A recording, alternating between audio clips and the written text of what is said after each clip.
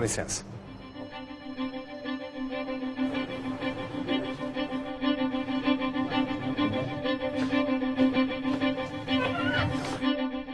Bom dia, bispo. Como é que vai? Bem? Tudo bem? Pronto para abrir o coração? Ótimo. Estou absolutamente aberto. 2 encontros, no começo de março de 2015. Faltam 20 para meio-dia, vamos até 1 hora então, né? Tá bom, vamos lá então. Entre uma conversa e outra, o espaço de uma semana. Bispo Edir Macedo, esse é o nosso primeiro encontro. Como é que o senhor se sente para essa entrevista? Me sinto perfeitamente livre. No dia 24 de maio de 1992, Edir Macedo Bezerra foi preso depois de pregar em um culto de sua igreja no templo do bairro de Santo Amaro. Foi acusado de charlatanismo, estelionato e curandeirismo. Edir Macedo ficou 11 dias detido. Muitos apostaram que seria o fim de sua carreira religiosa, o declínio de seu império de igrejas e empresas de comunicação, a destruição de sua honorabilidade, a erosão de seu poder.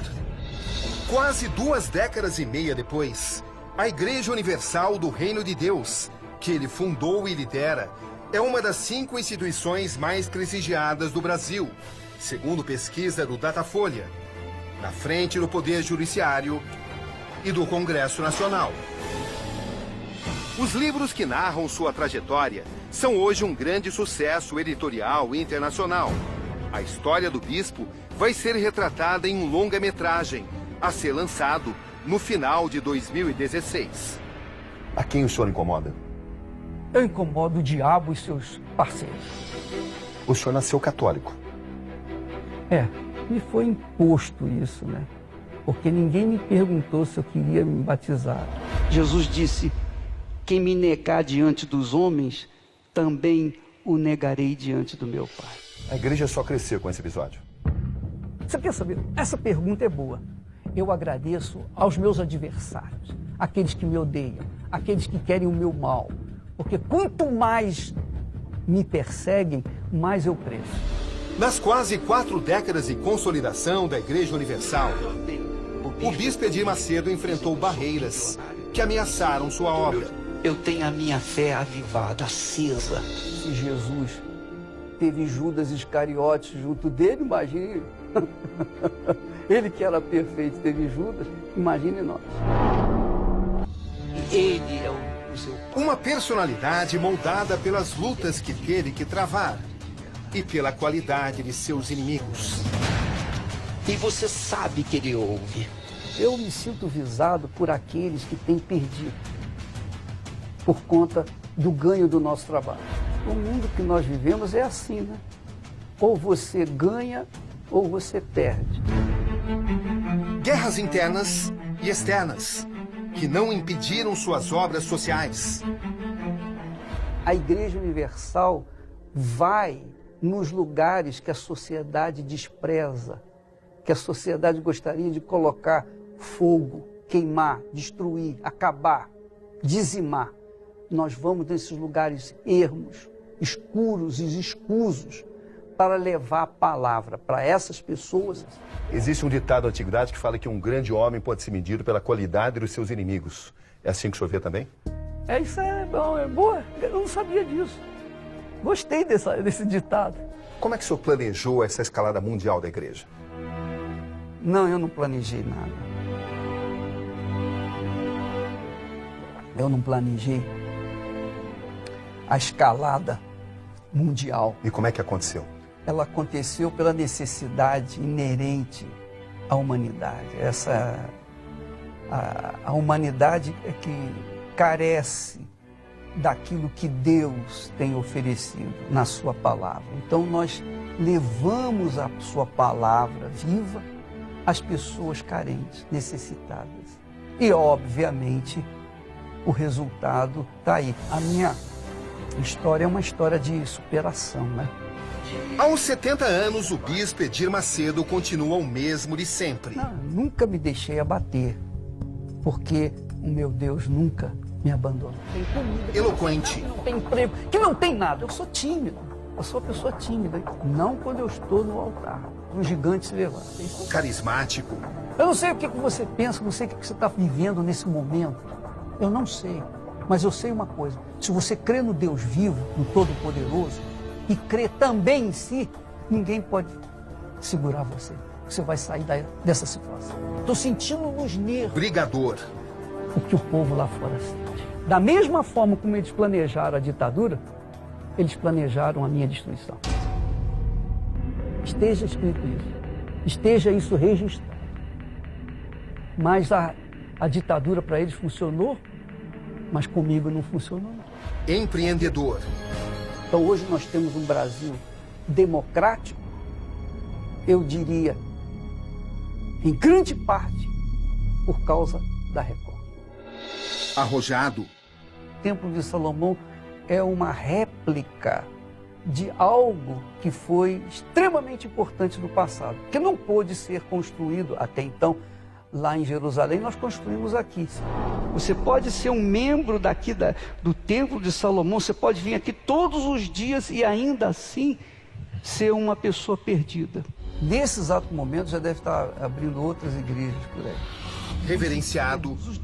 A Igreja Universal é como omelete. Quanto mais você bate, mais ela cresce. Essa é a realidade. Combatido. Para mim não importa se falem bem, se falem mal, eu estou pouco me lixando para o que as pessoas pensam ou deixem de pensar a meu respeito. Eu não estou nem aí, eu não estou nesse nível. Com milhões de seguidores em todo o planeta. Tenho certeza, Gabriel, que muitas pessoas que estão me assistindo agora estão pensando, raciocinando e despertando a fé adormecida que há dentro dela. E também inimigos de peso. Vou lhe dizer uma coisa, eu estou pouco me incomodando com eles. Eu estou pouco me incomodando que haja inimigos, que cresçam os inimigos, que falem ou deixem de falar. Eu vou continuar na minha fé e eu duvido que eles venham me derrotar. Quem é de fato esse homem? A minha história, a história do meu mundo, eu vou ser chamado de um ganhador de almas. Só isso. Mas na história desse mundo, eu vou ser como pau de galinha. Pela primeira vez, Edir aceitou responder a perguntas de um jornalista, do qual não é o patrão. Isso é diferente para o senhor? Não faz diferença nenhuma. E fez questão que tudo fosse perguntado. O senhor responde a qualquer tipo de pergunta? Qualquer pergunta que você fizer. Algum assunto que deva ser evitado? Não, nenhum. O bispo acredita que um homem, à frente de multidões de fiéis, tem que ser um homem transparente. Eu sou o que sou. Porque eu não posso ser para você uma coisa e depois lá fora eu sou outra pessoa, ou em casa outra pessoa. Não dá. Eu não consigo conviver com duas pessoas. Cabrini, eu não tenho nada a perder, mesmo. Eu não tenho nada que esconder, mesmo. Eu sou o que sou e acabou. Quem quiser me aceitar, amém. Quem não quiser. Quase 4 horas de conversa franca. E vai arrebentar, meu cara. Tudo ou quase foi abordado. As posições do bispo sobre a teologia da prosperidade, um dos pilares de sua igreja. Eu defino a teologia da prosperidade, é simples. A teologia da miséria é a teologia do diabo. A teologia da prosperidade é a teologia de Deus. Ele te atende. A lógica do dízimo. O dia de Deus na tua vida. A lógica do dízimo é simples. Eu vou falar em simples palavras para as pessoas entenderem. As relações com a Igreja Católica. 0. Quando eu estiver A sucessão. uma coisa com o meu Senhor, O meu sucessor, Deus proverá. Quem é Edir Macedo? Um grande homem de Deus. Cara, Isso é... a vida é uma guerra. Escuta o que eu estou te falando. A vida é uma guerra. E só vence aquele que tem fé. Nessa vida, ou você mata ou você morre. Não tem violino, ninguém vai para a guerra com violino. Ninguém leva debaixo do braço um violão na guerra. Você vai na guerra, você tem que lutar para matar ou para morrer. Ou você vence ou você vence. Boa noite. No Conexão Repórter de hoje, uma viagem à mente de um dos homens mais influentes do mundo, o Bispo Edir Macedo. De Rio das Flores, no interior do estado do Rio, onde nasceu, até os quase 5.000 templos de sua igreja espalhados pelo mundo. Sua trajetória, seus pensamentos, suas realizações, suas lutas e as polêmicas que o cercam. O homem e o líder diante das mais variadas questões. Aqui Roberto Cabrini. E este é o Conexão Repórter de hoje.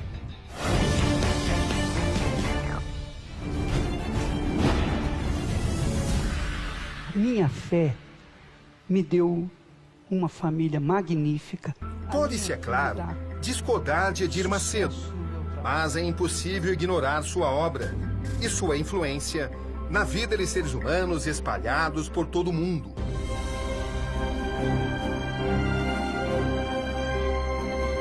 O Bispo e sua mais importante joia, uma obra grandiosa, o maior templo do país e um dos maiores do mundo, que impressionou até mesmo o jornal The New York Times, uma réplica de um dos maiores templos da antiguidade.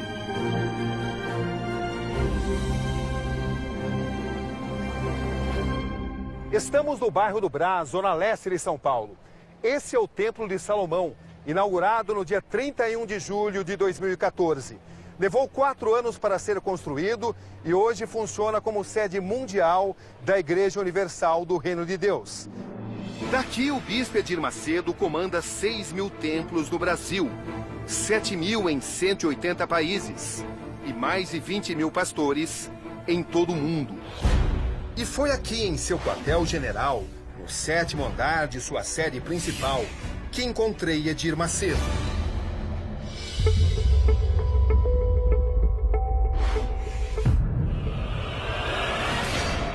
Vamos começar então pela sua essência. O senhor acredita em Deus? Olha, se não fosse a minha crença nele, eu não estaria aqui diante de você. Duvido que você estaria aqui comigo hoje se não fosse ele. Por quê? Eu sou prova viva da sua existência. Eu sou prova viva da sua existência. Eu não estaria aqui, eu não estaria vivo se não fosse ele. Como foi a sua conversão? O que aconteceu comigo foi uma transformação. Foi uma transformação total. E a transformação que aconteceu naquele dia, eu carrego comigo até hoje. São 51 anos que nós trazemos isso. Porque a transformação, ela não aconteceu de fora para dentro, ela aconteceu de dentro para fora. Houve uma penetração no nosso ser de algo superior, a um espírito. O Espírito do Altíssimo penetrou dentro de mim. Você vai ter uma formação de fé. Vai ter uma formação da fé. A formação que vai te dar a vida. A Bíblia forma uma pessoa de fé, ela forma uma vida, um caráter de acordo com Deus e faz daquela pessoa uma criatura vencedora. Então, foi isso que aconteceu comigo. O senhor é um dos maiores líderes religiosos do planeta. O senhor é um homem que tem salvo milhões de vidas através das obras sociais da sua igreja. No entanto, o senhor já foi acusado de charlatanismo, de estelionato, de lavagem de dinheiro. Por que o senhor caminha tanto com a polêmica, bispo? Bom, eu não sou líder religioso. O senhor não se vê dessa forma? Não, de forma nenhuma. O senhor fundou uma das maiores igrejas do planeta? Não, eu não fundei igreja, eu fundei uma escola. Eu fundei uma universidade que ensina a vida, que ensina os caminhos da vida, os caminhos da salvação, os caminhos da eternidade.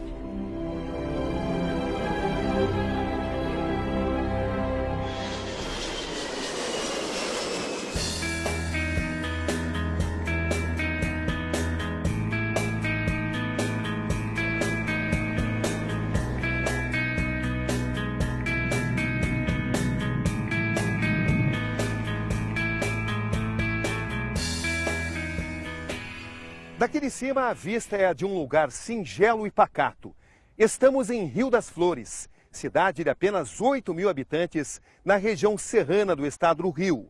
Edir Macedo Bezerra nasceu aqui, no dia 18 de fevereiro de 1945, apenas alguns meses antes do final da Segunda Guerra Mundial. A família de Edir, os Macedo Bezerra, era de classe média baixa e pouca escolaridade. Papai era lagoano, papai era um homem de guerra. Ele nasceu na guerra, viveu na guerra e morreu na guerra. Então, ele passou isso para a gente. Nós herdamos aquela cultura dura que o papai vivenciou na sua vida. Era um homem rigoroso. Rigorosíssimo. Disciplinador. Disciplinador. Estão até hoje em Rio das Flores parentes de Edir Macedo, como seus primos, Dona Selma e seu Moacir. Que era cooperativa. Muito mato e apenas parte da fachada. Aqui nesse lugar, hoje abandonado em Rio das Flores, funcionava a cooperativa de leite onde Francisco Bezerra, o pai de Edir, trabalhava na época em que ele nasceu. Aqui nessa casa simples que fica ao lado de onde funcionava a cooperativa de leite de Rio das Flores, Edir Macedo viveu os primeiros anos de sua vida, época em que todos o conheciam como Didi. O Didi foi criado entre 6 irmãos, e teve sempre o melhor que os nossos pais puderam nos dar. Nunca faltou nada, nunca passamos necessidade, mas nós tivemos que trabalhar, lutar desde pequeno. O pai, Henrique Francisco Bezerra, era um pequeno comerciante de muitos altos e baixos. Ele também abriu um armazém, que ficava aqui nesta praça, ao lado de onde hoje funciona uma farmácia. Não deu certo, e a família foi parar em uma fazenda de café. Há um episódio em que, numa brincadeira de garoto, vocês, digamos, roubaram um picolé e ele o fez devolver, isso é verdade? É verdade. Como foi isso?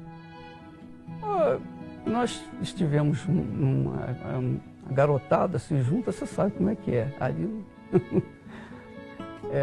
é algo que não se pode esperar boa coisa. E na hora houve uma chance, nós pegamos o picolé e saímos. E quando o papai soube, nós tivemos que ir lá pagar o picolé. E você pode imaginar como ele deve ter ficado. Né? Muito rigoroso. Só não apanhei, porque eu tinha muito medo dele e ele sabia disso. Quando ele soube, eu fiquei apavorado. Acho que ele ficou com pena de bater, porque eu já estava apanhando, antes de chegar próximo a ele. O papai não falava, venha cá. Ele olhava e a gente sabia que tinha que chegar diante dele. E tinha que aceitar tudo que ele falava. Esta é a fazenda da Forquilha, no município de Rio das Flores. Edir Macedo veio morar aqui com a família quando tinha 6 anos. Era início dos anos 50.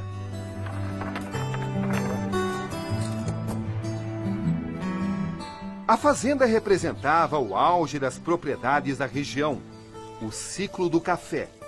Tudo girava em torno dele. Hoje só sobraram velhas engrenagens, enferrujadas no galpão, onde os grãos eram processados e estocados. O pai de Edir trabalhava na contabilidade da fazenda, cuja casa grande chamava a atenção de todos. Esta é a sede da fazenda da Forquilha, onde o pai de Edir Macedo era empregado. Vir até aqui, eventualmente, era o máximo que o menino tinha acesso a riquezas na época. Uma casa de construção requintada, de estilo francês, móveis e detalhes sofisticados. A capela e a escada de madeira importada resistem ao tempo, em meio a morcegos. O café, que trouxe a prosperidade, hoje é apenas parte do passado. Foi substituído pelo gado. Era o final de uma época de esplendor. A gente começava a pular o ribeirão lá de cima. Começava a pular lá de cima.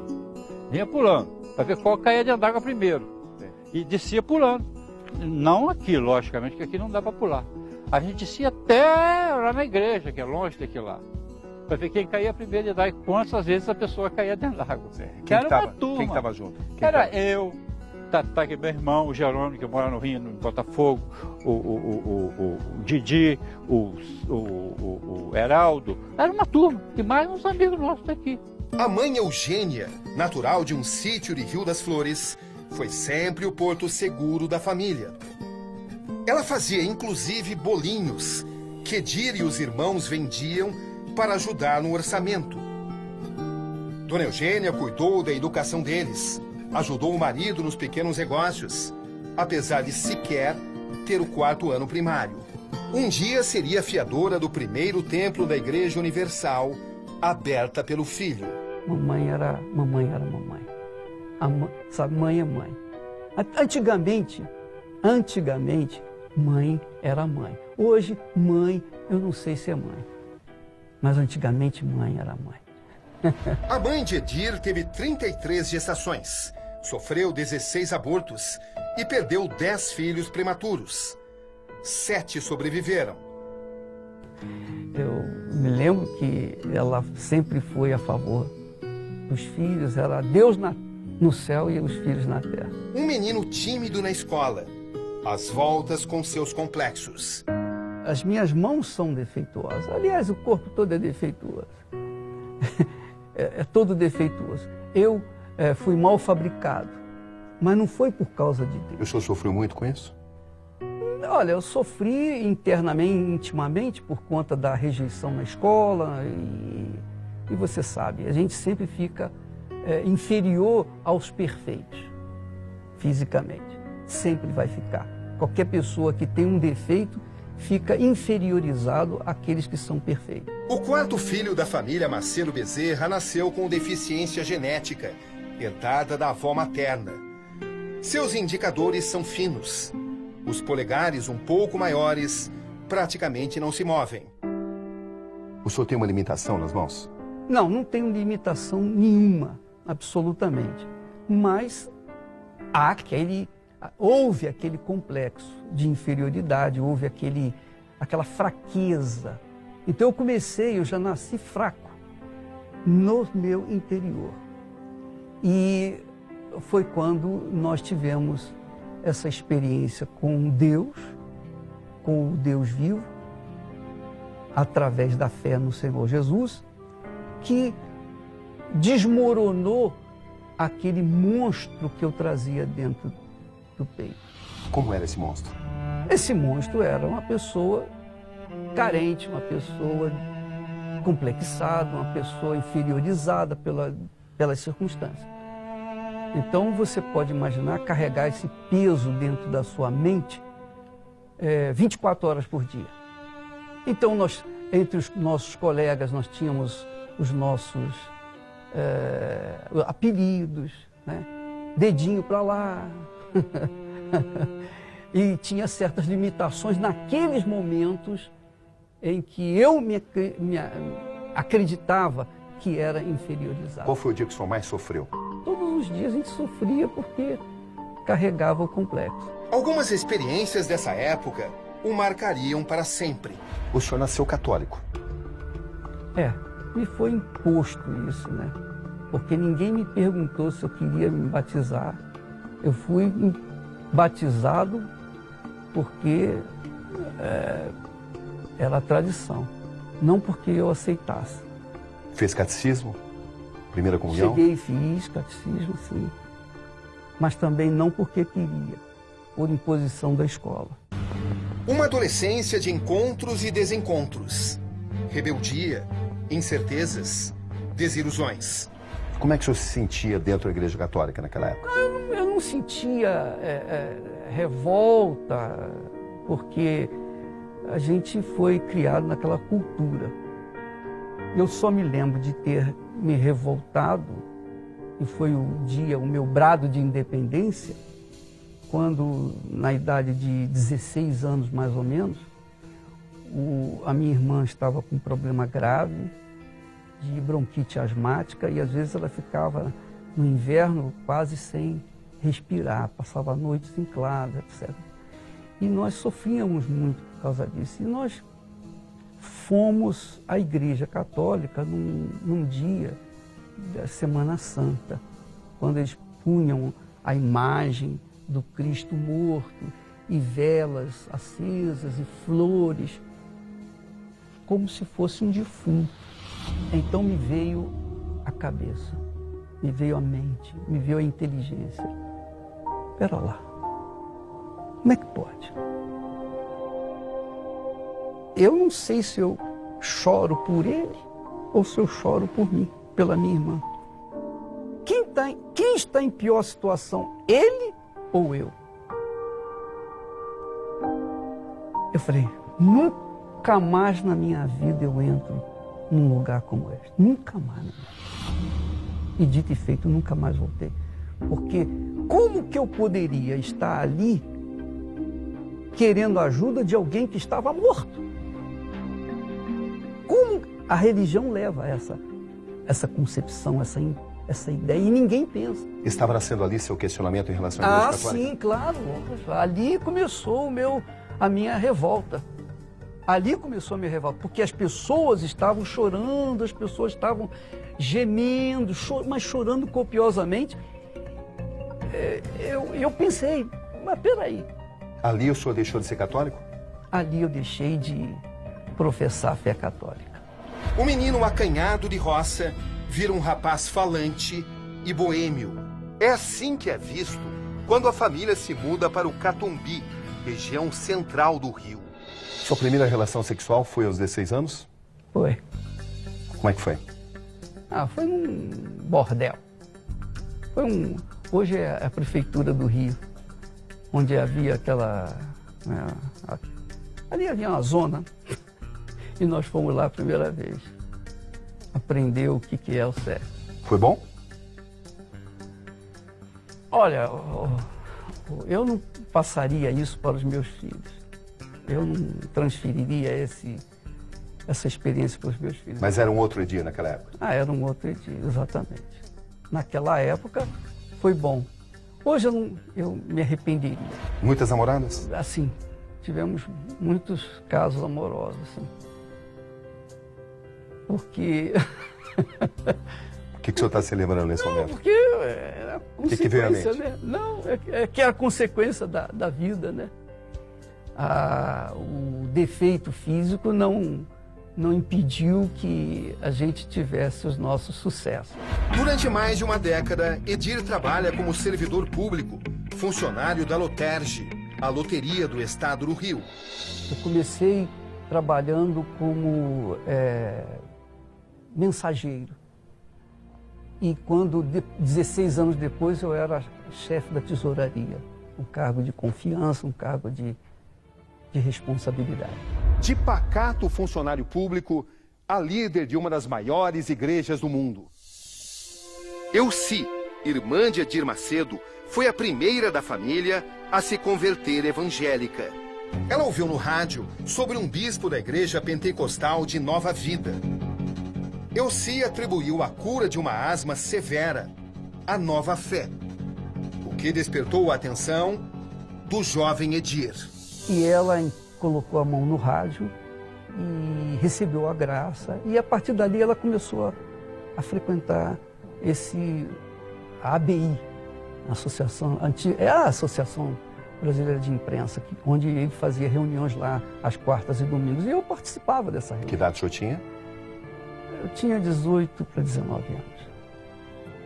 E a partir dali nós fomos entendendo, tomando conhecimento da palavra de Deus, da Bíblia, até que um dia eu tomei a decisão, um ano depois de ouvir, de entender, enfim.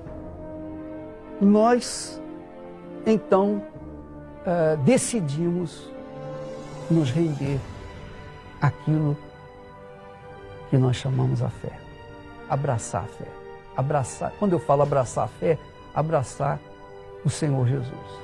O que aconteceu dentro do senhor? Na sua O que aconteceu comigo foi uma transformação. foi uma transformação total. E a transformação que aconteceu naquele dia, eu carrego comigo até hoje. Sua vida agora tomava uma direção que jamais tinha imaginado. Nesse momento, já passava pela cabeça formar uma igreja? Não estava pensando em formar a igreja. Eu estava pensando em levar às outras pessoas aquilo que eu tinha. Como? Nos hospitais, nos presídios, nos lugares de erro, nas favelas. Falar que é o que eu não podia fazer enquanto eu estava na igreja. Enquanto eu estava na igreja, eu não tinha essa liberdade de falar aquilo que Deus tinha feito comigo. E foi na igreja Nova Vida que Edir conheceu Esther Eunice Rangel Bezerra, sua esposa e companheira de todos os momentos, por mais de 4 décadas. Eles se casaram depois de apenas 8 meses de namoro, em 18 de dezembro de 1971. Quando eu conheci a Esther, eu conheci a pessoa certa, eu conheci a pessoa dócil, a pessoa meiga, a pessoa carinhosa, a pessoa compreensiva, a pessoa que eu me apaixonei. Seu casamento alguma vez teve alguma crise? Não, nunca teve crise. Uma parceria inabalável? Inabalável. Veio a primeira filha, Cristiane, depois a segunda, Viviane, e por fim, Moisés, o filho adotivo do casal. E foi justamente o nascimento de um de seus 3 filhos que provocou um conflito interno, uma saraivada de questionamentos no jovem pastor, já então descontente na Igreja Nova Vida. Antes de sair, eu fui ao bispo da igreja e eu queria ganhar almas. A partir daquele momento eu falei, não, eu não aceito ficar mais apenas como um espectador, apenas como um assistente. Viviane, a segunda filha, nasceu com fissura lábio-palatal, má formação congênita, conhecida como lábio leporino. Quando o médico me trouxe a criança, ela parecia mais um ratinho. O que o senhor pensou naquele instante? Eu disse, eu não quero isso. Eu não quero. Eu não quero isso. Não foi no sentido de rejeitá-la, mas prevendo o que ela viria a sofrer quando fosse mocinha. O que eu sofri quando era jovem, na escola, entre meus colegas, por causa da minha mão. Imagina uma menina que é muito mais vaidosa, ter uma marca bem na face. O senhor ficou deprimido? Não, eu não fiquei deprimido. O senhor questionou sua fé? Não questionei minha fé, muito pelo contrário. Quando eu vi, naquele primeiro momento, eu disse, eu não quero isso. Como se Deus estivesse colocando na minha mão e eu dizia, não, eu não quero. E então eu fui preparar a Esther para que ela pudesse ver a criança, porque até então ela não tinha visto a menina. E quando depois os médicos trouxeram a criança, que ela viu, ela chorou, ela ficou apavorada, ela ficou triste, ela ficou abatida, ela ficou, enfim, ela chorou muito, mas ela amou a criança imediatamente, ela abraçou a criança imediatamente. Naquele momento em que ela estava chorando copiosamente, eu estava na outra cama, me veio a revolta da fé. A revolta daquela situação. Edir ficou arrasado. Hoje ele revela que seus questionamentos estão diretamente ligados à decisão de fundar uma nova igreja. Mas naquele momento eu fechei o punho e dei murros na cama. Ela estava chorando, eu estava dando murros na cama. Eu dizia, agora, nesse momento, eu decido abandonar, com você ou sem você, a igreja. Porque agora eu estou sentindo na pele, na carne, estou sentindo nos nervos o que o povo lá fora sente. a dor de ver uma criança, uma filha, nascendo com um problema. Ali começou a Igreja Universal. E assim, ele deixou o funcionalismo público depois de 16 anos. Era agora pastor em tempo integral. Eu só senti uma coisa. Era o momento de decidir. Era um momento de decisão. Eu cheguei numa encruzilhada. Ou eu ia em frente, ou ia para um lado ou para o outro. Estamos no Meier, subúrbio carioca da Zona Norte. Aqui tudo começou. Estamos na praça conhecida como Jardim do Meier. Era o ano de 1975. Edir tinha seus 30 anos. Esse é o coreto. Ele subia os 7 degraus, levando uma Bíblia, uma caixa de som e um microfone. Daqui de cima, Edir Macedo encarava seu público. Inicialmente, Edir pregava para um punhado de curiosos que depois se tornaram seus admiradores. Pouco a pouco, a plateia começou a aumentar. Ninguém imaginava, mas estava nascendo ali uma das maiores igrejas evangélicas do mundo. Primeiro, a igreja foi chamada de a Cruzada do Caminho Eterno, nome depois substituído para Casa da Bênção. Era a preparação para a criação da Igreja Universal do Reino de Deus. O pastor que pregava agora nos mais remotos pontos da cidade do Rio queria um endereço fixo e encontrou isso no bairro da Abolição. Número 7.258 da antiga Avenida Suburbana na Abolição. Aqui nesse galpão precário, que antes abrigava uma funerária, Edir Macedo abriu sua primeira igreja. O local hoje serve de estacionamento. Na época, o pastor, em início de carreira, não tinha dinheiro para pagar o aluguel. E por isso sua mãe, Dona Geninha, precisou entrar como fiadora do contrato. O primeiro culto realizado aqui foi no dia 9 de julho de 1977. A data é aceita até hoje como o nascimento oficial da Igreja Universal do Reino de Deus. Ela confiou. Foi a única pessoa que, além da minha esposa, que confiou em mim. Ela assinou, então nós começamos a trabalhar. A segunda igreja e o primeiro templo foi aberto também no bairro da Abolição, na mesma avenida que o primeiro. Desta vez com capacidade maior, 2.000 pessoas. Que será usado durante muitos anos, aqui foi a sede da Universal. A primeira sede da Igreja Universal conserva marcas importantes da época do bispo Edir Macedo. O mesmo batistério, local do batismo, ou o altar, de onde eu estou falando. Edir Macedo pregou aqui seguidamente durante pelo menos 8 anos, fazendo diariamente 3 reuniões. Eu fundei uma escola, eu fundei uma universidade que ensina a vida, que ensina os caminhos da vida, os caminhos da salvação, os caminhos da eternidade. Elevar o seu pensamento até o Senhor. Amém?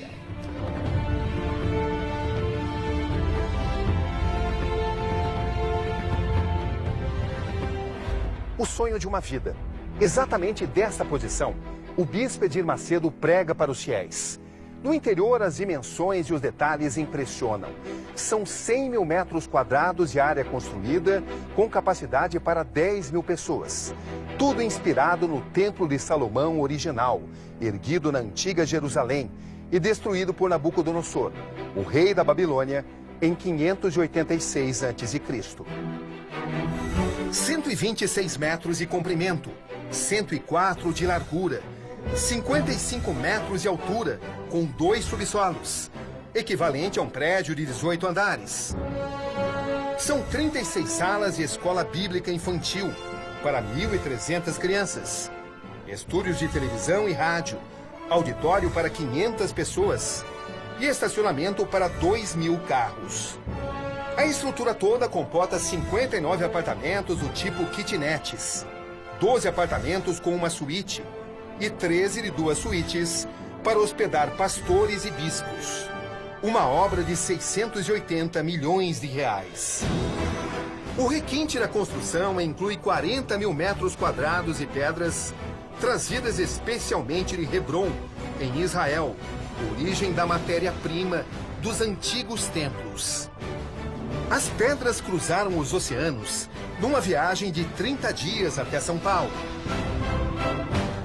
Na esplanada do templo, 4 tamareiras de 15 metros de altura, que servem de sentinela aos visitantes. O Jardim das Oliveiras, com árvores de mais de 300 anos, que leva ao memorial, o cenáculo, com seu espelho d'água. Estamos entrando no memorial, uma representação da trajetória dos 12 povos de Israel. Aqui dentro estão réplicas das peças do templo original de Salomão, a começar pelo tabernáculo, onde Deus restabeleceu sua aliança com o povo hebreu. O teto redondo simboliza o Monte Moriá, onde, segundo o livro de Gênesis, teria ocorrido o sacrifício de Isaque. Ao redor do tabernáculo, as 12 colunas. De um lado estão elementos do tabernáculo e do próprio templo. Do outro, 12 brasões representando as 12 tribos de Israel, obra de um artista israelense. No terreno anexo, uma réplica do tabernáculo, com as medidas escritas na Bíblia.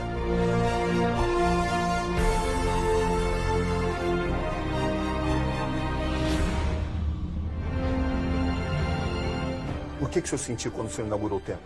Eu senti um gozo na alma.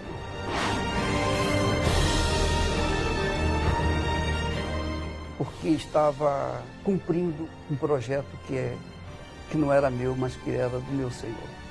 A gente é servo.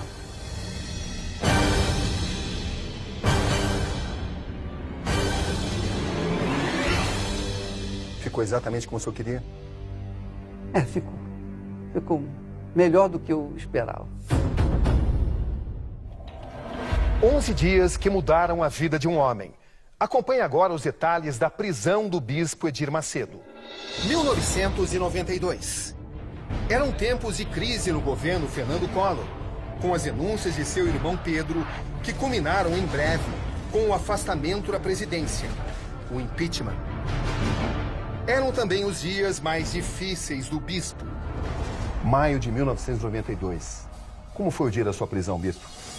Foi uma covardia sem palavras, ilimitada.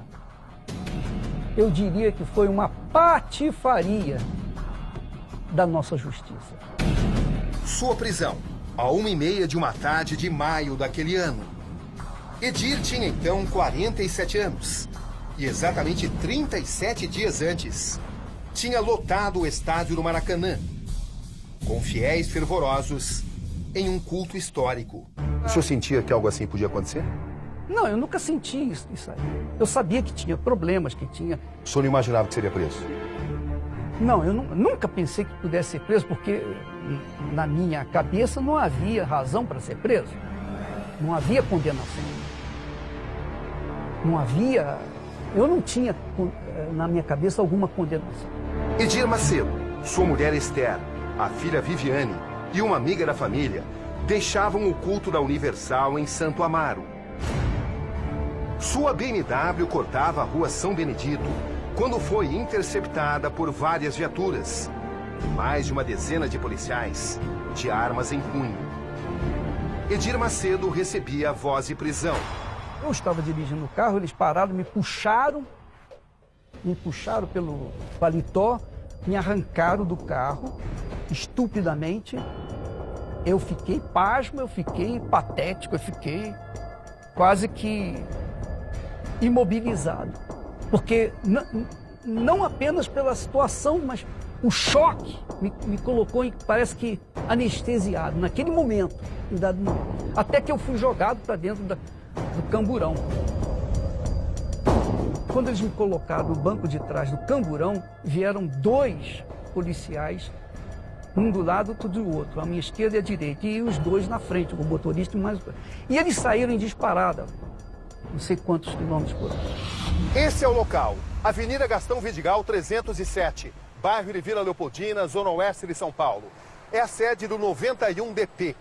Aqui o bispo Edir Macedo ficou preso durante 11 dias, em uma cela de apenas 4 metros por 4. Ele dividia espaço na carceragem com outros 21 presos. O bispo foi acusado de charlatanismo, curandeirismo e estelionato. Como é que foram seus 11 dias de prisão, bispo? Ora, 11 dias tranquilos, porque em todos esses dias eu estava do lado da minha esposa. Então eu tinha o conforto da minha mulher e os companheiros, as pessoas amigas, os meus algozes também foram lá. Olha, eu sinto muito e tal. O senhor se sentiu humilhado? Olha, eu senti humilhação. Eu senti humilhação, sim. Eu fiquei humilhado. Humilhado não pelas pessoas, humilhado por causa da minha fé, porque naquele momento eu não entendia por que Deus permitiu aquilo. Sabe, eu não diria humilhado, eu diria um tanto frustrado. Como é que eu ia explicar para as pessoas essa situação? Mas aí Deus nos deu uma palavra mostrando que Paulo, também o apóstolo Paulo, foi preso, o apóstolo Pedro foi preso, Jesus foi preso e que tudo isso faz parte da nossa guerra. A quem o senhor atribui a sua prisão? A minha prisão é uma composição da Igreja Católica, cabeça, e a Rede Globo, que é o corpo. Como é que o senhor acha que foi planejada a sua prisão? Então, por conta do sucesso da igreja, do desenvolvimento da igreja, então ela tinha que fazer alguma coisa para barrar o nosso crescimento. Então, unida com a Rede Globo, que tinha comunicação maior, então eles fizeram um par perfeito para tentar nos destruir. Como é que foi para um homem como o senhor ser acusado de charlatanismo? É simples. Eu não pude me defender. Eu esperei que a verdade viesse à tona. Então eu tenho respondido essa pergunta às pessoas com o trabalho que nós executamos em todo o mundo. Porque tudo bem, se eu sou um charlatão num país subdesenvolvido, tudo bem, a gente aceita. Se eu sou um charlatão num país miserável, injusto, todo mundo aceita. Mas eu não sou charlatão nos Estados Unidos. Eu não sou charlatão na Inglaterra. Eu não sou charlatão nos países de primeiro mundo. Por quê? Por que eu só sou charlatão num país subdesenvolvido? Essa acusação chegou a incomodá-lo? Não, claro que não. E a acusação de curandeirismo? A mesma coisa, curandeirismo. Eu não curo ninguém. Eu apenas anuncio aquilo que Jesus anunciava, falo o que Jesus falava. E se o milagre acontece, não é culpa minha. Isso se deve à fé das pessoas que acreditaram na palavra de Deus, não na minha palavra. Bispo Edir Macedo, como é que o senhor responde à crítica de que o senhor prioriza a arrecadação em detrimento da espiritualidade? Fazem essa crítica, o senhor sabe disso? Olha, eu dou graças a Deus porque fazem essa crítica, que nós pregamos a teologia da prosperidade. Por quê? Porque só os estúpidos pensam em teologia da miséria. Eu pergunto aos seus telespectadores, você gosta de miséria? Você queria viver na miséria? Você gosta de viver na miséria? Quem é que quer miséria? Você teria prazer em ver o seu filho com fome, sendo você uma pessoa de posses? Essa é a pergunta que eu faço aos pais. Então, como nós cremos num Deus tão grande, Criador dos céus e da terra, vamos admitir que haja um consenso, uma combinação dessa grandeza, dessa magnitude com a miséria. Conviver com ataques de adversários. se fortalecer na guerra. Esses, alguns dos principais lemas do bispo. Para mim não importa se falem bem, se falem mal, eu estou pouco me lixando para o que as pessoas pensam ou deixem de pensar a meu respeito. Eu não estou nem aí, eu não estou nesse nível, eu estou em outro nível, eu estou em outro mundo. Eu vivo não no mundo da lua, porque a lua é muito pobre, não tem nada. Eu vivo no mundo de Deus, que é um mundo de vida, um mundo de paz, um mundo de tranquilidade, um mundo que minha família e eu vivemos. Um mundo voltado para a fé. Como é que o senhor acha que é visto pela Igreja Católica? Eu acredito que seja o número um, o inimigo número um da Igreja Católica. Eu acredito que eu seja o número um da Igreja Católica. Por quê? Justamente pelo sucesso.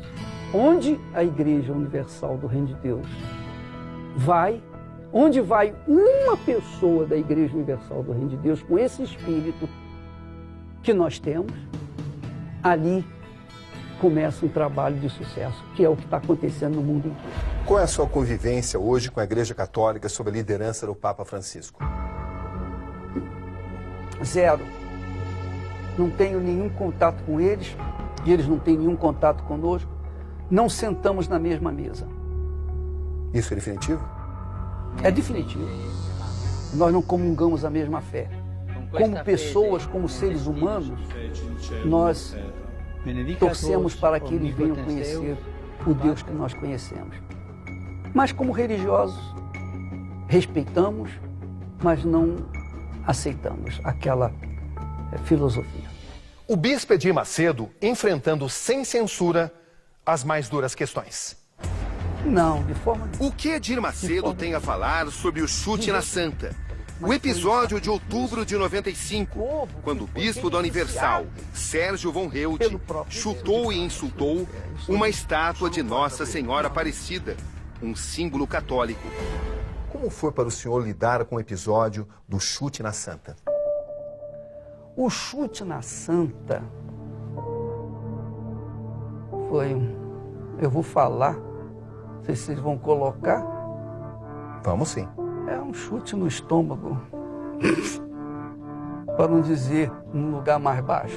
Aquele chute foi a pior coisa que aconteceu dentro do trabalho da Igreja Universal. Por quê? Porque não é o nosso estilo agredir religião de ninguém. Nós temos a liberdade de crer na palavra de Deus. E nós exigimos respeito para conosco. Ora, se nós exigimos respeito para com a nossa crença, para com a nossa fé, nós temos que ter respeito para com a crença alheia. O senhor condena o ato de se chutar a Santa? Eu condeno o ato não só de chutar a Santa, ou mesmo falar de qualquer outra igreja ou religião. Eu apenas não concordo com as religiões, mas não quer dizer que eu não venho respeitar os seus religiosos. Compreende o que eu estou falando? Eu não aceito as religiões, mas eu aceito os religiosos. Eu respeito os religiosos, porque eu sei que eu também fui um deles no passado. Eu também fui cego no passado. E Deus teve compaixão de mim, por que eu não vou respeitar e ter compaixão daquelas pessoas que estão lá cegas também? Ao longo da sua trajetória vitoriosa, o senhor cometeu erros? Muitos erros. Que erros o senhor cometeu? A maioria dos meus erros foi ter bons olhos para com más pessoas. Por exemplo? Nós acreditamos nas pessoas. Pessoas que não eram dignas de terem crédito. Pessoas que eram indignas de estarem junto conosco. Não por sermos melhores do que elas, mas por serem pessoas que não tiveram hombridade, caráter, não tiveram nada para dar. Eu confiei nessas pessoas. E eu errei muito, porque eu confiei nessas pessoas. Muitos profissionais, colegas, enfim. Mas eles não me deixaram mágoa no coração, de jeito nenhum. Eu oro até por eles. O polêmico vídeo divulgado pela Rede Globo em 92, onde Edir Macedo foi mostrado ensinando pastores técnicas de arrecadação. Bispo Edir Macedo, hoje aos 70 anos, que reflexões o senhor faz sobre o que o senhor falou naquele célebre vídeo de 92, pelo qual o senhor foi tão atacado? O famoso o dá ou desce. Ah, o dá ou desce. Legal. Boa palavra. O senhor falou isso no vídeo. Eu falei. O senhor se arrepende? Não. Por quê? Porque eu falei aquilo que eu pensava e penso, e vou continuar pensando. Com Deus, meu caro, essa é a nossa fé. Ou você dá e está com Ele por toda a eternidade, ou dá a sua vida, ou entrega a sua vida, assume a sua fé, ou você desce para o inferno e não tem solução. É a lei da palavra de Deus. Se você dá, você recebe. Se você não dá, você não recebe. Jesus aqui falou isso. E de outra forma. Ele disse, dai e ser-vos-á dado. Boa medida, recalcada, sacudida, transbordante, generosamente vos darão. Porque da mesma medida com que medis, vos medirão também. Quer dizer, toma lá da cá. Toma lá da cá. De acordo com o que você oferece a Deus, você recebe. Se você oferece desrespeito, se você oferece desprezo, se você oferece o que não presta, você pode ter certeza que você vai receber exatamente isso por toda a eternidade. Se você oferece a sua vida, se a sua vida é a oferta que é elevada a Deus no altar, então você vai receber. Então, ou dá ou desce. Essa é a realidade. Ou dá ou desce. Não tem outro termo. A Bíblia mostra isso. No fundo, condensando tudo, é isso. Quem crê, recebe. Quem não crê, não recebe. Está aqui escrito. O senhor falaria tudo aquilo de novo? Falo. Eu já falei novamente aqui na igreja. Aqui no templo. Eu já falei, e qual o problema? O senhor não se arrepende de nenhuma palavra, né? Me arrepender por quê, eu pergunto? Por quê? Se a minha intenção foi despertar a fé das pessoas, e se as pessoas têm a sua fé despertada por esse chavão, então, isso é óbvio, as pessoas são abençoadas e eu fico satisfeito de ter podido ajudar essas pessoas. Então eu não me arrependo, não. Qual é o arrependimento? Eu falo e continuo falando, não tem problema, não. Por quê? Porque eu vejo com os olhos da fé. Eu julgo com os bons olhos. Eu falo com bom sentido. Porque a Bíblia ensina isso. É a Bíblia. Jesus falou isso. O Deus de Abraão falou isso. O Deus de Abraão falou isso. Dai e ser-vos-á dado. E Deus só venha até nós se nós nos entregarmos incondicionalmente a Ele. Então quer dizer, é dar ou desce. Ou dá ou desce. Ou vai ou racha. É tudo ou nada. Quem crê vai, e dá. Quem não crê, não vai, não dá. Obviamente vai continuar na mesma, vai só descer. Essa é a nossa filosofia. Qual é o mal que tem nisso? Qual o pecado que eu cometi? A minha consciência não acusa em nada. Absolutamente nada. Estou livre. Se as pessoas olham para o lado mal, se as pessoas interpretam da forma diferente, paciência, o que eu vou fazer? Pelo menos eu fiquei conhecido. É ou não é? O que falam seria que o senhor estaria privilegiando a arrecadação? Você sabe que muitas pessoas vieram querer conhecer aquele que o dá ou desce? E saíram impressionados. Oh! Esse é seu segredo, saber como lidar com as coisas, né? Seus críticos talvez digam que Jesus valorizava mais a espiritualidade e não os bens materiais. Nós não estamos tratando de bens materiais. Quando nós falamos dos aflitos, nós estamos falando dos famintos, dos que não têm educação, dos que não têm casa para morar, que não têm sequer um vaso sanitário dentro de casa, que não tem água potável, que não tem comida, que não tem nada, que não tem emprego, que não tem nada. Não tem escola, não tem médico, não tem ninguém por isso. Nós estamos falando dessa gente que eu considero aflita e miserável. E como essa gente pode mudar essa situação? Como? Não existe outra forma. Para você receber, você tem que dar. É a lei da vida. É a lei bíblica. É a lei da vida. Para você receber o seu salário, você tem que trabalhar um mês. Se você não trabalha, se você não planta o seu trabalho, você não vai ter dinheiro. Se você fica esperando que alguém venha lhe alimentar, você vai morrer de fome. Você tem que trabalhar, você tem que usar a sua capacidade, o que Deus deu, as condições que você tem. Então nós ensinamos a pessoa a plantar, a ofertar, a sacrificar, para que ela venha despertar a sua própria fé, para que ela venha ver a força, o poder da fé que elas têm, que está adormecida. Se você não der, você não vai receber. A quem o senhor incomoda? Eu incomodo o diabo e seus parceiros. O senhor é um homem de muitos inimigos. E olha, vou lhe dizer uma coisa. Eu estou pouco me incomodando com eles. Eu estou pouco me incomodando que haja inimigos, que cresçam os inimigos, que falem e eu deixo de falar. Eu vou continuar na minha fé e eu duvido que eles venham me derrotar. Os olhos de Edir brilham quando ele fala de seu exército de obreiros. Um exército responsável pela doação de roupa e comida a populações carentes, pela ajuda a orfanatos, hospitais e asilos. Nós temos uma turma de pastores chamados Anjos da Noite.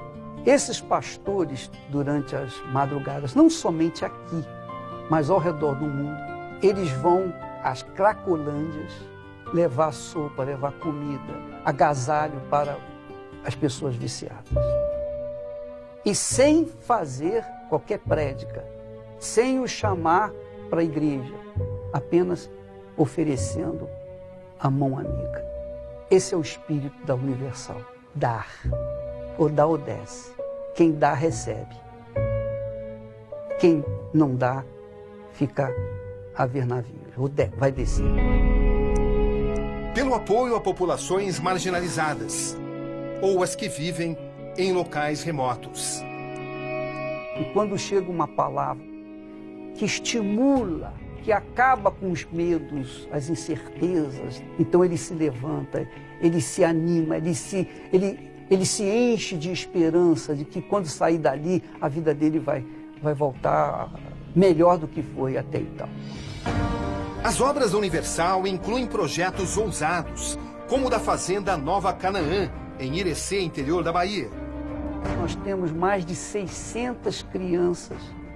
Elas são buscadas nas suas casas, nos seus buracos, nos seus lugares ermos, difíceis até de se chegar. Nós as buscamos lá com o ônibus da igreja. Essas crianças vêm para essa fazenda e lá elas tomam banho, escovam os dentes, porque isso não tem na casa dela. Depois vão para o café da manhã, elas comem, elas fazem um tratamento dentário, elas têm um tratamento médico, elas têm a hora do almoço, têm a hora do lanche. E quando elas vão embora para suas casas, elas vão quase que chorando. Pessoas que não teriam perspectiva. Pessoas que não tinham perspectiva de nada, de zero. Quando elas vão para casa, quando elas vão pegar o ônibus de volta para suas casas, elas levam um saquinho com 4 pãezinhos. A fazenda, que tem 500 hectares, sustenta com seus produtos 700 crianças por dia. Elas estudam no próprio local, além de receberem assistência médica. Eu tenho orgulho de todo o trabalho da Igreja Universal, eu tenho orgulho do trabalho de todos os pastores, todos os que estão conosco. Aquele que faz o senhor se arrepiar. Todos eles. Não posso, seria injusto falar de um e não falar dos demais. Todos trabalham, todos cooperam para essa máquina de ganhar almas ter sucesso. Máquina de ganhar almas. Máquina de... Esse é o lema. Não, eu estou falando agora. A teologia da prosperidade, sempre apaixonadamente defendida pelo bispo. Jesus é que nos ensina a prosperidade. Jesus é que nos estimula a prosperidade. Jesus é que nos estimula a uma vida digna, uma vida justa, uma vida abundante. E isso é um direito de todos, não é direito apenas para um percentual pequeno da humanidade. O senhor defende recompensa ainda em vida e não a promessa apenas do paraíso. Recompensa. A nossa recompensa. Em vida. A recompensa mesmo é após a morte. Porque aqui nós temos um direito, não é uma recompensa. É um direito à vida. É um direito que você tem. Você é o seu direito. Então quem pensa há de convir que não é uma recompensa eu estar nesse mundo e ter uma vida melhor, de qualidade, se eu creio no Deus Todo-Poderoso. Eu tenho direito a isso. É uma questão de fé. Não é uma questão de filosofia, é uma questão de fé. Eu não posso crer num Deus tão grande e viver uma vida tão desgraçada. Isso não é admissível. Qual é o ser humano que pensa um mínimo, que vai acreditar num Deus tão grande e aceitar que esse Deus tão grande lhe dê uma vida tão desgraçada? Grande, meu Pai, grande é o teu nome, meu Senhor. A doutrina religiosa, que defende que a bênção financeira é o desejo de Deus para os cristãos e que a fé, Em o nome do Senhor o Jesus, discurso positivo e as doações para os ministérios Fazê-lo rico. Porque quanto mais rico você for, mais a obra de Deus vai crescer. se reverterão em prosperidade para o próprio fiel. As religiões não ensinam a verdade. As religiões ensinam o que interessa para eles. E nós ensinamos a verdade. E que é essa verdade que liberta a pessoa. Eu fui liberto dessa teologia tacanha, estúpida, ignorante, de que a miséria vem de Deus. Ora, como que pode? Eu não sei se você tem filhos, eu não sei se você tem ou não tem. Eu tenho filhos. Como pai, eu quero o melhor para os meus filhos. Eu deixo de comer para dar para os meus filhos. Ora, bola, se Deus é meu pai e é grande, é todo poderoso, Ele vai permitir que nós passemos necessidade, fome. Não, isso não vem de Deus. A miséria, a doença, a enfermidade, os males que atuam no mundo não tem nada a ver com Deus. Não tem absolutamente nada com Deus. Tem com o inferno e os seus servos que são usados para levarem às outras pessoas essas filosofias baratas, miseráveis, tacanhas. O senhor entende, portanto, que a igreja não pode viver apenas da promessa do paraíso? Claro, lógico. É um direito nosso, está escrito, está determinado na Bíblia. Está escrito. E Deus não pode falhar naquilo que Ele prometeu. E ao ouvir nenhuma resposta, nenhuma solução para a sua vida. Qual é a lógica do dízimo? A lógica do... que maravilha que você perguntou isso.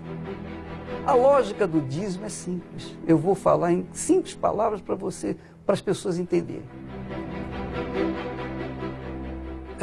Qualquer pessoa, qualquer pai, qualquer família tem filhos, ou normalmente tem filhos. E quando a filha faz aniversário, é costume dar uma festa, chamar os convidados, as pessoas íntimas. E ali tem o bolo de aniversário. Depois de soprar das velhinhas, o bolo é partido. Quem parte o bolo? É o aniversariante. Para quem vai dar o primeiro pedaço do bolo? Para a mãe ou para o pai? Ou para o irmão? Ou para o amigo? Quem é mais importante na vida dele? Quem está em primeiro lugar na vida dele? Eu tenho certeza que ele jamais daria o primeiro pedaço de bolo para a pessoa que não tem importância na vida dele. Então, Deus está em primeiro lugar na nossa vida. Primeiro, é o primeiro. Ele está é primeiro do que tudo que existe nesse mundo. Então, o dízimo significa o primeiro. Agora, você fala do dízimo e muitas pessoas confundem e até criticam, mas quantas pessoas estão me assistindo nesse momento, e eu já vi, porque eu já fui já trabalhei com meu pai, eu servia cachaça, e quando o sujeito pedia uma cachaça, que eu colocava no copinho, a primeira coisa que ele fazia era jogar para o santo. Ora, eu pergunto, o que é aquilo? Não era o dízimo? Não era o dízimo? Dízimo para quem? Para o santo. Então, as pessoas fazem questão de dar o dízimo para o santo e não falam nada. Mas quando se fala, dá o dízimo para Deus, a coisa muda de figura. Ora, é uma questão de fé, de princípio, é uma questão de amor, é uma questão de prioridade. Há alguma contradição entre pagamento do dízimo e enriquecimento da própria igreja?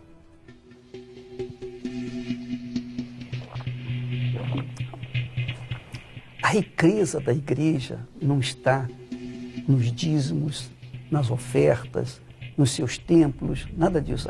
A riqueza da igreja está no seu povo, que é um povo de fé, é um povo aguerrido, é um povo que não olha para trás, que vai em frente. É um povo de Deus, é um povo que é um com Deus. Essa é a nossa riqueza.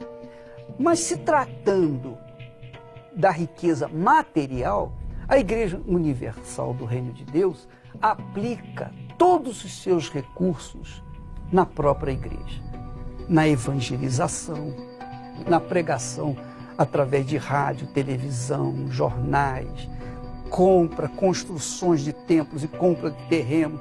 Nós somos responsáveis, só que no Brasil, por mais de 50 mil empregos. Mais de 50 mil. Só de pastores, nós temos pelo menos uns 12 mil aqui no Brasil. Pelo menos 12 mil. Fora os funcionários que nós temos na igreja. Eu pergunto, de onde vai vir o suprimento para manter esse trabalho, essa escola funcionando? É só oferta. Já que eu sou tão bilionário, sou o mais milionário, não sei o que, essas coisas todas, financeiramente falando, então eu pergunto, que o milionário maluco fica gastando a vida de segunda a segunda na obra de Deus? O senhor tem um salário na igreja? Eu tenho um salário na igreja, além dos direitos autorais. Então eu vivo a minha vida muito simples, porque Me impressiona muito no senhor também a simplicidade, né? O senhor não é um homem de roupa de grife, de luxos. Ah, não. Eu odeio essas roupas de... Especialmente esse pessoal... Você sabe que hoje pela manhã, você sabe o que eu estava fazendo? Eu peguei essa camiseta íntima, a camiseta interior, e eu fui colocar e incomodava. Me espetava o pescoço. Eu peguei, virei ao contrário, cortei aquela porcaria. Foi isso de manhã cedo. Tirei o selo que me coçava aqui e resolvi colocá-la do lado avesso, que aí não tem problema. Então esses nomes, essas grifes, para mim, não tem nenhum valor. Edir Macedo apoiou a expansão de sua igreja, a criação de um império de comunicações.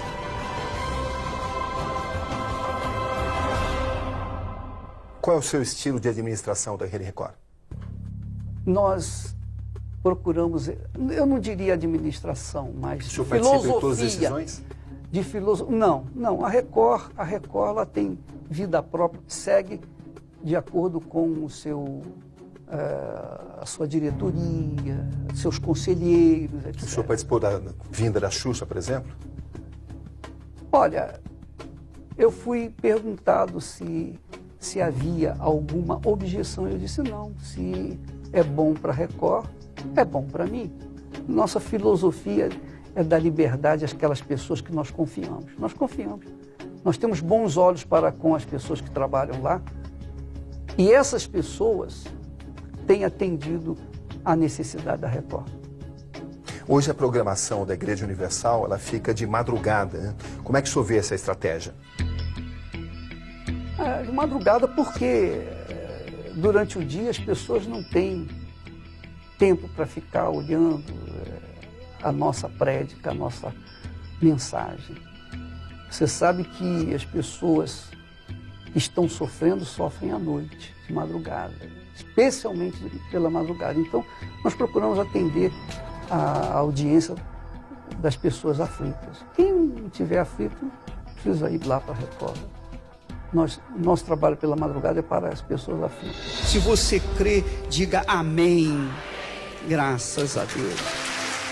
Dos 15 minutos que ele comprava na Rádio Metropolitana no Rio, em 1978, até chegar à compra da Rede Record, que começou a se concretizar em 1989.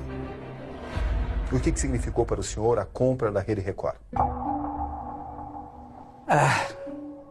Tem um significado de muita dor, muito sacrifício. O preço foi muito alto para minha família, para mim, para a igreja. Foi um preço altíssimo. A rede pertencia a Silvio Santos e à família Paulo Machado de Carvalho. O senhor passou a ser mais perseguido. Eu fui visado. Eu fui muito visado. E logo eu, como uma pessoa tão frágil. Então, por esse lado, a compra foi cruel. Mas, pelo outro lado, que é mais compensador, que é o lado que nós pensamos, que nós curtimos, é o lado da liberdade. Depois da Record, o Brasil teve outro rumo. Até então, nós tínhamos a Rede Globo como a informação única neste país. Com o evento da Record, nós tivemos então a chance de deixar o povo brasileiro ciente do outro lado, dos fatos. A Record veio para assumir um nada a perder, ou tudo ou nada, ou é ou não é, ou Deus é conosco ou não é conosco. Se Ele é conosco, nós vamos partir, vamos colocar os fatos, a verdade no ar. Vamos mostrar que a verdade não é aquilo que está do outro lado. Há um outro fato, há o outro lado da moeda. E isso fez o Brasil despertar, acordar. Então hoje nós temos um Brasil democrático, eu diria, em grande parte, por causa da Record. A Igreja Universal resiste sem Edir Macedo? Claro! Eu sou apenas um pontinho nesse universo. A Igreja Universal, se estivesse restrita à minha pessoa, ela não seria o que é hoje.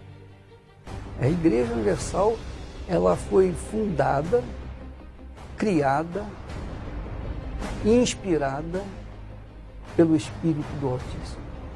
E Ele que conduz essa igreja. No momento certo, Ele coloca a pessoa certa e pronto. Gostem ou não, uma mente inquieta e uma igreja em expansão. Bispo Edir Macedo, qual vai ser o seu lugar na história? O meu lugar na história? Olha, você quer dizer a história do mundo ou a história do meu mundo? A história do líder de uma igreja mundial. Bom, a minha história, a história do meu mundo, eu vou ser chamado de um ganhador de almas. Só isso. Mas na história desse mundo, eu vou ser como pau de galinha. Só isso. Dois grandes comunicadores, Edir Macedo e Silvio Santos. Quais as semelhanças, quais as diferenças? Eu não tenho o sorriso dele, eu não tenho a gargalhada dele, eu não tenho o jeito dele, não. Ele é um excelente comunicador. E eu tenho a minha fé. Eu só sei passar fé. Para a gente encerrar essa entrevista, quando o senhor se olha no espelho, que tipo de ser humano o senhor vê, Bispo Edir Macedo? Não vejo lá grande coisa, não. Vou ver o quê? Eu vejo a minha cara, a mesma cara. Eu sei o que você quer dizer, mas eu não me vejo uma pessoa dessa importância que você e as pessoas dão. Enfim, eu sou tímido, eu sou uma pessoa tímida, então eu gosto de ficar no meu cantinho, sabe como é que é? Então eu vejo essa pessoa tímida 24 horas por dia, não quando eu estou no altar. Aí a coisa muda de figura. Não quando eu estou falando da fé. Um gigante se levanta. É assim que nós entendemos. Existe um ditado da antiguidade que fala que um grande homem pode ser medido pela qualidade dos seus inimigos. É assim que o senhor vê também? Isso é bom, é boa. Eu não sabia disso.